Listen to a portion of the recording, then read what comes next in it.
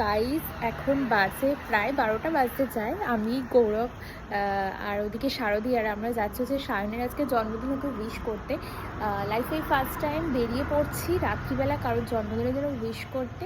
আর যেহেতু আমাদের ফ্ল্যাট থেকে ওদের ফ্ল্যাটটা বেশ কাছেই, তো তাই বেরিয়ে পড়েছি। এখন রাস্তায় কেউ নেই বলতে গেলে, আর ভোটের সময় পুলিশ থাকতে পারে, তাই হেলমেটটা পরে নিয়েছি। আর অলওয়েজ হেলমেটটা সেফটি, তো সেই জন্য পরে নিয়েছি। তো চলো এখন যাওয়া যাক।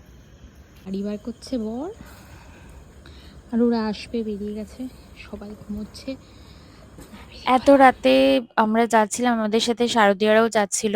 আর ওদের মানে সায়নদের খুব কড়া সিকিউরিটি, তো গিয়ে বলতে ওরা দরজাটা খুলে দিল, একবারেই খুলে দিল। তো আমরা গিয়েছিলাম ওকে উইশ করতে।